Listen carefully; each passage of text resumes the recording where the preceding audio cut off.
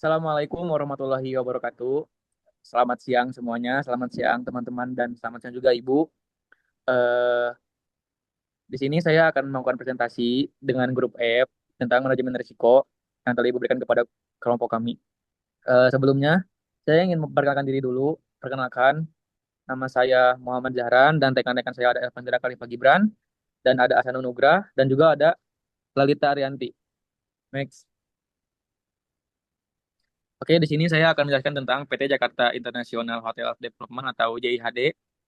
PT Jakarta International Hotel and Development (TBK) adalah perusahaan induk yang bergerak di industri perhotelan, real estate, dan properti. Perusahaan ini menjalankan 4 segmen usaha yang meliputi segmen usaha hotel, segmen usaha real estate, segmen usaha jasa telekomunikasi, dan segmen usaha jasa manajemen perhotelan. Segmen usaha hotel perusahaan dijalankan melalui 2 unit hotel di Jakarta, yaitu Hotel Borobudur Jakarta dan Hotel Ritz-Carlton Pacific Place. Next. Oke, di sini ada visi dan misi. Yang pertama itu ada visi. Visi dari PT JIHD yaitu menjadikan pengembangan dan pengelolaan properti terkemuka dan terpercaya secara nasional dan internasional. Di sini ada misinya. Yang pertama ada mementingkan penambahan nilai dari setiap pengembangan dan pengelolaan properti untuk meningkatkan kualitas. Yang kedua, meningkatkan kualitas sumber daya manusia yang merupakan modal utama perusahaan dengan memberikan lingkungan kerja yang nyaman dan kompetitif. Yang ketiga, memberikan pelayanan yang prima dan berkesinambungan kepada seluruh pemangku kepentingan. Yang keempat, ada memaksimalkan hasil yang diperoleh investor, pemegang saham, dan pemangku kepentingan lainnya. Dan yang terakhir, memperhatikan dan menerapkan inovasi serta kreativitas yang ramah lingkungan. Next. Di sini ada struktur organisasi dari PT JIHD. Yang pertama itu ada presiden komisaris yang dipegang oleh Bapak Sugianto Kusuma. Terus ada wakil presiden komisarisnya yang dipegang oleh Bapak Tommy Winata dan Bapak Hartono Djahjadi Adiwana. Juga ada komisaris independennya yang dipegang oleh Kusyew Kwan dan Lidwina Ong. Terus ke sampingnya ada komite audit. Yang pertama ada ketuanya. Yang ketuanya dipegang oleh Bapak Santoso Gunara. Mohon maaf, salah.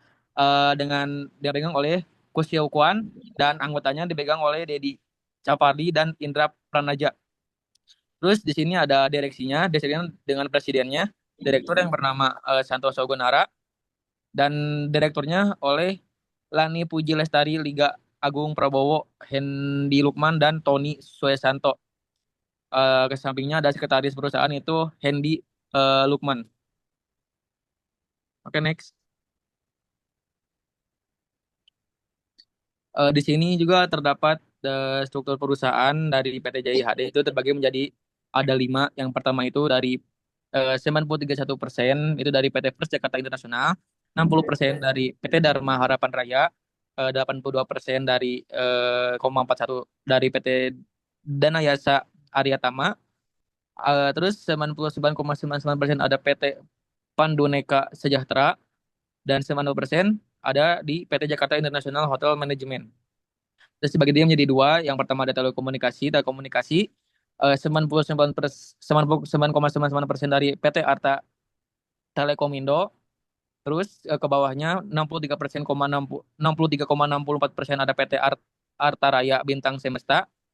99%-nya ada dari PT Gramahas Adi Sentosa Lot 6. 99,99% ada PT Arta Raya Unggul Abadi Lot 7. 99,99% ada PT Intigraha Aryata Salot 8, 99,99% ada PT Citra Adi Sarana, dan 99,60% ada di Pusat Geraha Makmur. Juga dari PT Arta itu dibagi menjadi 2 lagi. Yang pertama ada PT Pacific Place Jakarta Lot 3 dan 5 ada di angka 55,00%, dan PT Geraha Sampurna Lot 9 ada di 99,97%. Juga di sini ada properti dari PT JHD yaitu eh, dari 99,99% dari PT Adinusa Puri Pratama Lot 13. Terus ada dari PT Maju Makmur Arta Sentosa Lot 23A di angka 51,00%. PT Nusa Graha Adi Citra Lot 14 ada di 99,99%. PT Andana Utama Graha Lot 23B ada di 51,00%. Terus ada di PT Pandugraha Sejahtera ada lot 9 ada di 99,99%. Di PT Primagraha Memaju Makmur lot 20 ada di 99,99%. Dan juga PT Citra Wiradaya lot 18, PT Panduka Abadi lot 19, PT Gerahapura Sentosa lot 21, itu sama ada di 99,99%. Juga ada di PT Esa Puri Pratama ada di 99,92%, PT Adimas Utama ada di 99,20%, dan juga ada di Equity Holdings Ltd ada di 100%, dan terakhir ada di PT Trinusa Widagraha ada di 99,20%. Next.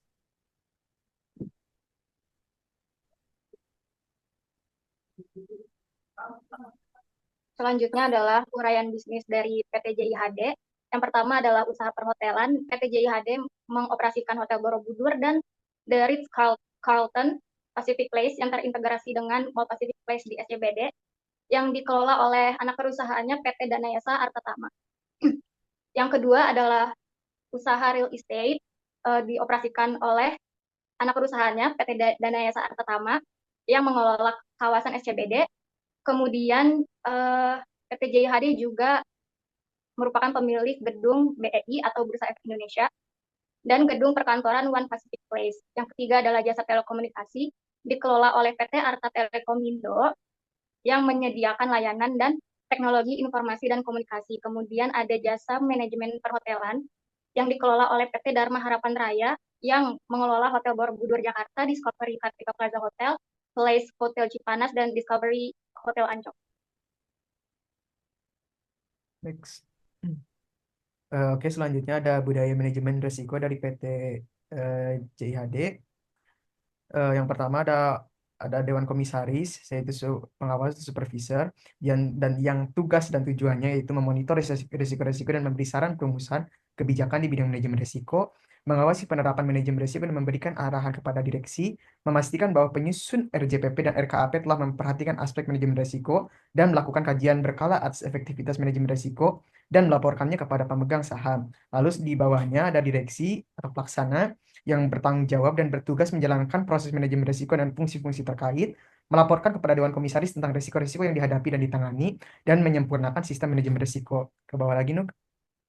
Selanjutnya, ada unit audit internal dan satuan kerja, yaitu di bidang operasional, yang bertugas untuk unit audit internal memastikan bahwa kebijakan dan sistem manajemen risiko telah diterapkan dan dievaluasi secara berkala, mengevaluasi dan memberikan masukan atas kecukupan dan efektivitas pengendalian internal dalam rangka memitigasi risiko, dan mengevaluasi dan memberi masukan mengenai kesesuaian strategi dan kebijakan manajemen risiko. Lalu untuk satuan kerjanya, melakukan perumusan sistem manajemen risiko, perumusan kebijakan pokok yang berhubungan dengan manajemen risiko, mengidentifikasi dan menangani risiko-risiko, serta membuat pemetaan risiko, mengimplementasikan dan mengupayakan penerapan manajemen risiko yang efektif dalam batas-batas tanggung jawab, dan yang terakhir memantau dan mengevaluasi perkembangan risiko.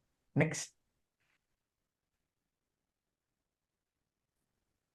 Selanjutnya ada proses manajemen risiko. PT JIHD itu sendiri membuat 5 kerangka untuk proses manajemen risikonya.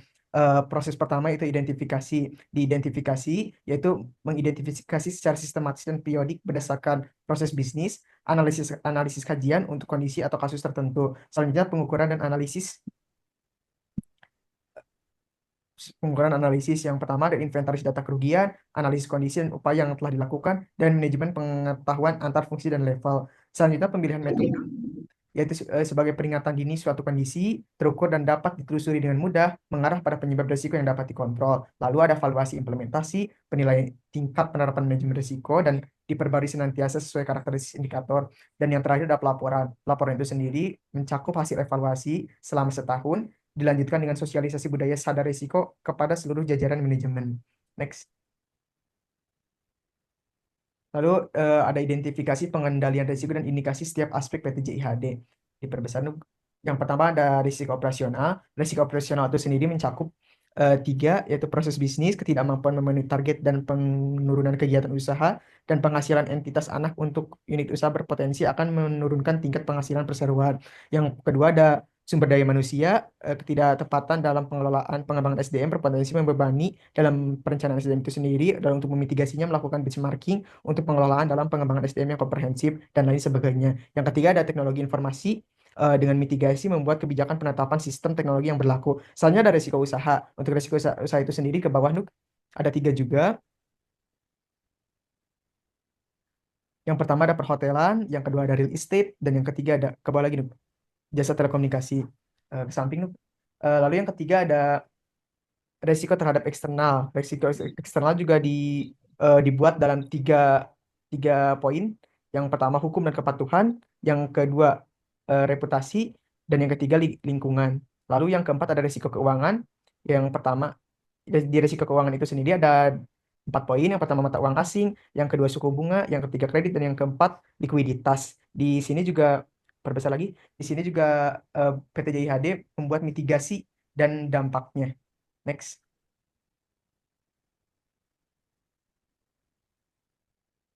Selanjutnya adalah Poultry Analysis yang kami susun berdasarkan laporan tahunan PT JIHD tahun 2023 mengenai manajemen risiko. Jadi menurut PT JIHD ada 4 risiko utama yang dapat mengganggu kinerja dan keberlanjutan perusahaan. Yang pertama adalah risiko operasional, di dalamnya ada kapabilitas SDM rendah, yang dimana jika tenaga kerja tidak memiliki kompetensi atau keterampilan yang memadai, produktivitas akan menurun dan mengganggu kualitas layanan. Terus kemudian ada sistem informasi yang tidak terintegrasi, ketidakefisienan koordinasi antar unit hotel, real estate, dan jasa, baik jasa telekomunikasi maupun jasa manajemen, akan menurunkan kecepatan respons manajemen. Dan yang terakhir adalah gagal capai target operasional. Misalnya adalah okupansi hotel tidak tercapai, proyek properti yang tertunda, atau gangguan layanan telekomunikasi. Risiko yang kedua adalah risiko usaha, di dalamnya ada persaingan tinggi dan juga ketergantungan pada lokasi CBD. Risiko ketiga adalah risiko eksternal, di dalamnya ada sengketa hukum dan kepatuhan, reputasi dan keberlanjutan, serta perubahan regulasi. Dan risiko terakhir adalah risiko keuangan, di dalamnya ada fluktuasi nilai tukar, kenaikan suku bunga, dan likuiditas yang rendah. Next, Nuk. Ini ada rekomendasi strategis di mana kami menyimpulkan yang pertama itu melakukan pelatihan dan pengembangan SDM agar karyawan nggak cuma kerja tetapi juga terus mengupgrade skill jadi mereka bisa kerja lebih efisien, profesional, dan siap menghadapi tantangan dunia perhotelan. Yang kedua itu ada implementasi ERP untuk sistem manajemen digital yang bisa nyatuin semua data operasional perusahaan biar semuanya itu sinkron dan bisa dipantau langsung secara real time dan gak ribet biar lebih cepat mengambil keputusan. Dan yang ketiga itu ada melakukan pengukur jelas, kita butuh indikator seperti KPI, dengan begitu manajemen bisa tahu mana yang udah bagus dan mana yang perlu ditingkatkan. Dan yang keempat itu ada diversifikasi lokasi hotel non SCBD, jangan jadi jangan aja, tetapi perlu juga diperluas cabangnya seperti di dekat bandara atau tempat-tempat wisata. Terus yang kelima itu ada mencangkup segmen yang lebih luas. Yang keenam ada membentuk tim legal yang kuat, dan yang ketujuh itu ada menerapkan ESG dalam seluruh proyek, dan yang kedelapan itu ada asuransi bisnis dan tanggung jawab hukum, dan yang kesembilan itu ada pengelolaan khas yang lebih ketat. Terus di sini kita sarankan perusahaan untuk lebih menyadari pentingnya manajemen risiko. Jadi bukan cuma fokus untung, tetapi juga siap mengintegrasi manajemen risiko. Yang ketiga mengutamakan budaya risiko dan kepemimpinan lebih kuat. Yang keempat ada pemanfaatan teknologi dalam manajemen risiko. Dan yang kelima ada penerapan standar internasional seperti pada ISO 3 itu ada evaluasi dan perbaikan berkelanjutan. Next, ada kesimpulan. Nah, jadi bisa disimpulkan bahwasanya sistem manajemen risiko yang diterapkan pada JIHD saat ini sudah cukup telah teridentifikasi sebelumnya. Begitupun dengan potensi resiko-resiko yang mungkin akan timbul di masa mendatang. Namun, budaya sadar resiko masih harus terus dikembangkan ke seluruh proses bisnis melalui sosialisasi, pengembangan kompetensi, dan proses pembelajaran secara berkelanjutan. Oke, mungkin cukup sekian dari kelompok kami. Wassalamualaikum warahmatullahi wabarakatuh. Terima kasih. Terima kasih semuanya.